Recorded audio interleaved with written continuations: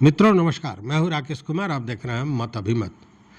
मित्रों, नेता नेता पहले वो हुआ करता था जो समाज का अगुवा हुआ करता था, समाज को दिशा निर्देश देता था और उसके पदचिन्हों पर समाज आगे चलता था। लेकिन अब देहात में एक कहावत है कि नेता वही होता है जिसको नेत नहीं होता है। नेत भोजपुरी शब्द है। नेत मतलब कि एक तरह से कहें कि विचार नहीं होता है, सद्विचार नहीं होता है, जिसके पास वही नेता होता है। ये देहात में आम आप सुन लीजिएगा। कल जब लाठीचार्ज हुई और उसके बाद एक पत्रकार बीजेपी ऑफिस पहुंचा तो बीजेपी ऑफिस में एक नेताजी बैठे हुए थे और नेताजी का जब बयान मैं सुना तो मुझे हंसी भी आ रही थी, रोना भी छूट रहा था और मन कर रहा था कि अपना बाल मैं खुद नोच लूं। देखिए, नेता किस तरह की बात बोलता है और बिना जानकारी के बोलता है। इसका जब उनसे पूछा गया तो नेताजी ने कहा कि कुछ बच्चे आए थे, प्रदर्शन कर रहे थे, उनका शिष्टमंडल भी अंदर आया था। हम लोग उनसे बात किए थे, उनको बताया गया था कि देखिए सरकार का मामला है, पार्टी का मामला ये नहीं है। किस तरह से एस्केप कर जाता है नेता। पार्टी का मामला नहीं है, दो मुख्यमंत्री भाजपा के हैं और ये पार्टी का मामला नहीं है। अगर मुख्यमंत्री उप मुख्यमंत्री के ऑफिस में उनसे नहीं मिलने दिया जा रहा है तो स्वाभाविक है कि लोग जाएंगे भाजपा कार्यालय में, चूँकि भाजपा के नेता हैं। लेकिन ये थोथी दलील नेताजी दे रहे थे। लेकिन साथ में उन्होंने यह भी कहा कि ये बात अब हमारे संज्ञान में आ गई है। हम लोगों ने अध्यक्ष महोदय को, मतलब प्रदेश अध्यक्ष दिलीप जायसवाल को ये बातें बताई है। उन्होंने ये संज्ञान दिया है उप मुख्यमंत्री को और ये बातें सरकार से होगी। अब जरा वो क्या कहें उसे सुन लीजिए। देखिए, कुछ बच्चे आए थे भी, निश्चित रूप से वो प्रदर्शन कर रहे थे जी। उन लोगों के कुछ शिष्टमंडल भी अंदर में आए थे, हम लोगों से बात किए थे जी। और उनको बताया गया कि देखिए सरकार का मामला है, पार्टी का मामला नहीं है।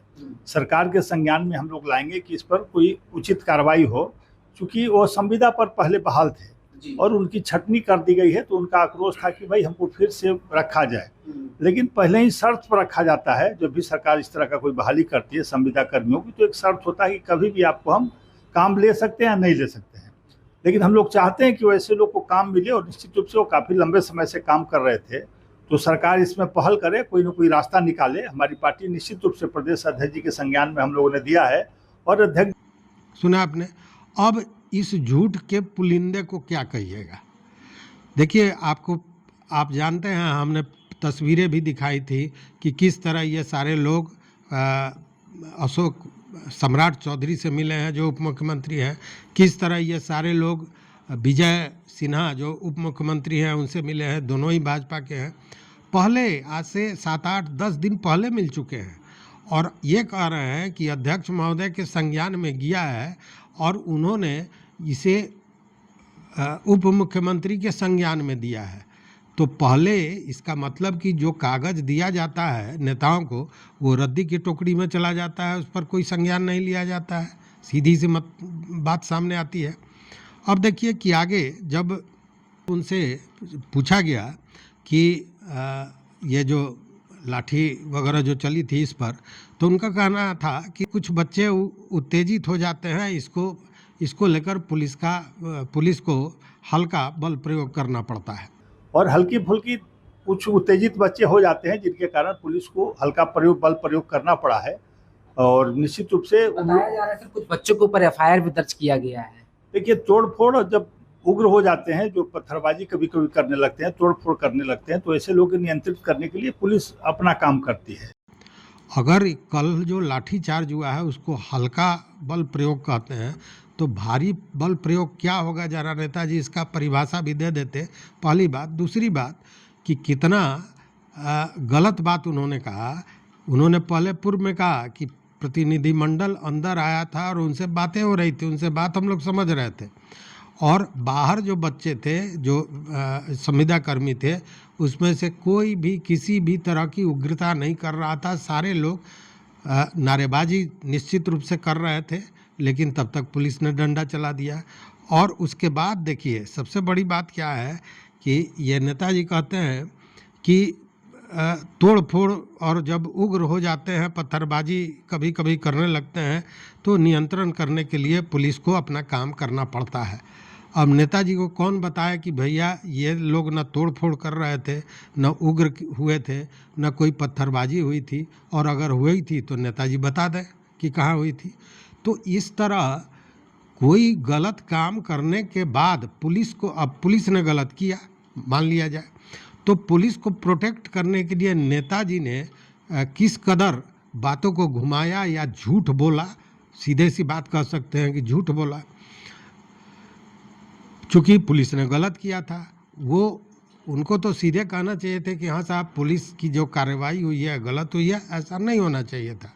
हम लोग भीतर बात कर रहे थे और बाहर कोई उस तरह की बात नहीं थी, लेकिन बात को देखिए घुमाया कैसे जा रहा था।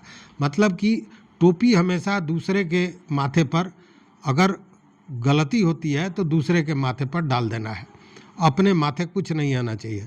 जिस सरकार में भाजपा के दो उप मुख्यमंत्री हैं, उस सरकार की पुलिस बल इस तरह का कृत्य करता है तो ये इसका निंदा नहीं करके उसके बचाव का रास्ता दिखाया जाता है। और भी बहुत सी चीज़ें वही कल हमने बताया भी था आपको कि किस तरह से वहाँ दुर्व्यवहार तक किया गया। अब देखिए किस तरह कंट्राडिक्ट कर रहे हैं नेताजी अपनी बात को। आज कह रहे हैं कि लोगों ने जब कहा तो अध्यक्ष जी को संज्ञान में दिया गया और अध्यक्ष जी दोनों उप मुख्यमंत्री को संज्ञान में दे दिए हैं। और उसके बाद जब पूछा पत्रकार ने कि साहब वो 26 दिन से बैठे हुए हैं हड़ताल पर, तो इस पर कोई कार्रवाई क्यों नहीं हुई, तो उनका कहना था कि देखिए ऐसा है कि सीआईडी सारे चीज़ों को देखती है और सारे चीज़ों की रिपोर्टिंग और उसकी जानकारी सरकार तक पहुंचाती है। तो एक जगह कह रहे हैं आप कि हमको आज पता चला, दूसरी जगह आप कह रहे हैं कि सीआईडी सारी बात को पहुंचाती है। मतलब ये 26 दिन से बैठे हुए हैं तो सीआईडी सारे चीज़ों को सरकार तक पहुंचा रही थी। मतलब सरकार मौन थी, सरकार मूक दर्शक बनी हुई थी, सरकार इनके पीटे जाने की का इंतज़ार कर रही थी कि ये सड़क पर आवें और उसके बाद पीटे जाएं। इनके कहने का मकसद मतलब तो यही निकलता है। नहीं, देखिए सीआईडी विभाग निश्चित रूप से सारी बातों को रख रहा है सरकार के संज्ञान में। उसके लिए सीआईडी विभाग काम करते रहता है और निश्चित रूप से सरकार अपने हिसाब से, अपनी व्यवस्था के हिसाब से उस पर विचार करेगी। और उसके बाद जब पत्रकार ने ये पूछा कि इस पर कोई कार्रवाई होगी, इस पर कोई विचार होगा, मतलब कि इनकी मांगों पर कोई विचार होगा, तो नेताजी का जो जवाब था वो अद्भुत था। उन्होंने कहा कि देखिए सरकार अपने हिसाब से अपनी व्यवस्था में काम करती है और उसी के हिसाब से विचार करेगी। चूँकि सरकार का राजस्व अभी बहुत बड़ा नहीं है, जब से शराबबंदी हुई है बिहार में बहुत चीज़ों पर नियंत्रण करना पड़ रहा है। मतलब कि शराबबंदी सही नहीं हुई है, नेताजी का शायद यही कहना था, चूँकि आर्थिक बोझ पड़ा है। क्योंकि सरकार का राजस्व अभी बहुत बड़ा नहीं है, क्योंकि जब से शराबबंदी हुई है बिहार में बहुत चीज़ों में नियंत्रण करना पड़ा है। क्योंकि एक बहुत बड़ा काम हुआ है बिहार में, शराबबंदी के माध्यम से लोगों में शांति बहाल हुई है, खास करके महिलाओं को सुरक्षा मिली है। तो सरकार को कहीं कहीं परेशानियां हो रही हैं और उसके बाद भी सरकार ने बहुत बड़े काम किए हैं। और अभी जो राजनीतिक रूप से चुनाव के आने पर जो मुलम्मा लोगों को दिया जा रहा है बिना मांगे, मतलब ऐसी योजनाएं आ रही हैं जिसमें वोट बैंक बने तब धन आ जाता है, लेकिन जो काम कर रहा है, जो अपनी मांग कर रहा है, जो बिहार को बदलने के काम में लगा हुआ है, उसकी मांग के लिए उनके पास बजट नहीं है। और इसके बाद वो क्या कह रहे हैं एक सवाल के जवाब में कि संविदा पर जो होता है उसको बता दिया जाता है कि आपको 5 साल के लिए ही अनुबंध पर रख रहे हैं, उसके बाद आपको दूसरे जगह पर जाना पड़ सकता है। मतलब कि उनको जो हटाया गया है उस पर खेद एक बार भी नेताजी ने व्यक्त नहीं किया। वो कह रहे हैं कि उसमें पहले ही लिखा जाता है कि आपको दूसरे जगह जाना पड़ सकता है। पहले कहा कि वो संविदा पर होता ही है, बता दिया जाता है कि आपको अभी 5 साल के अनुबंध कर रहे हैं, 5 साल के बाद आपको दूसरे जगह भी जाना पड़ सकता है, जैसे प्राइवेट में होता है ना, उसी आधार पर। तो वो संविदा पर थे, कोई जबरन नहीं थे, अपनी इच्छा से। 11 महीने कॉन्ट्रैक्ट होता है सर, इसमें 11 में हर 11 महीने वो रिन्यूअल होता है, रिन्यूअल होता है, तो हर 11 महीने पे किया ही तो जा रहा था ना सर। किया जा रहा था। वो 7 साल काम कर ली, इसके बाद अगर उनको हटाया जा रहा है, नहीं, सरकार ने मैंने काम के हिसाब से रखा होगा। हो सकता है सरकार के पास अब उस तरह के काम की जरूरत नहीं हो, काम पूरा हो गया होगा, तो निश्चित रूप से सरकार उस पर विचार करेगी। कई उनकी वैकल्पिक व्यवस्था क्या दिया जा रहा है सर? नहीं, वो तो कहे ना विभाग का मामला है, विभाग में उस पर निर्णय होगा, पार्टी इस पर तो कुछ देखिए ये कितने असंवेदनशील होते हैं।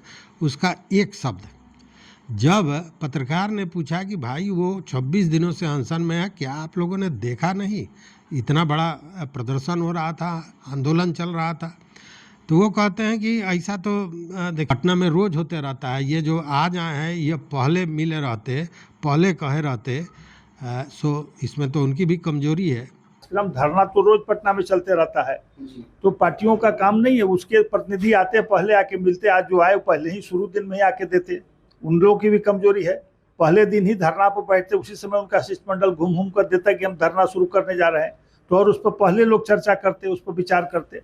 तो अभी हम लोग के संज्ञान में आया है, तो हम लोगों ने उसको आगे बढ़ाने का काम किया है। जबकि जब ये 16 अगस्त को आंदोलन में बैठे हैं, उसके बाद ही सारे नेताओं को, सारे माननीय मंत्रियों को ये अपना मांग पत्र, अपनी बात, अपना आवेदन देते रहे हैं, संज्ञान में उनके और जानकारी देते रहे हैं, मदद करने का गुहार लगाते रहे हैं, और नेताजी का ये बयान है। तो समझ में आ गई बात। कहने का मतलब कि मैं पहले भी कहता हूँ कि किसी भी आंदोलन में राजनीतिक जो समर्थन होता है वह केवल बातों के लिए होता है, दूसरा कोई उसका माने मतलब होता नहीं है। बहुत कम लोग हैं ऐसे राजनीतिक जो सच में आपकी मदद करते हैं। 2 ही मिनट के लिए सही, पप्पू यादव आए थे, पप्पू यादव आए, आपके सामने उन्होंने मंत्री को फ़ोन लगाया, मंत्री से बात की। अब मंत्री का वो क्षेत्राधिकार है, वो क्या करेंगे नहीं करेंगे, लेकिन उनका प्रयास नज़र आया। बाकी इन लोगों का क्या प्रयास है यह आप देखिए और समझिए कि सच्चाई क्या है। तो यही है चरित्र नेताओं का। इस वीडियो में बस इतना ही। देखते रहिए मत अभिमत। मित्रों, चैनल पर नए हो सब्सक्राइब कीजिए, लाइक कीजिए, दोस्तों के साथ शेयर कीजिए और अपना विचार जरूर दीजिए। बहुत बहुत धन्यवाद। कोटि आभार।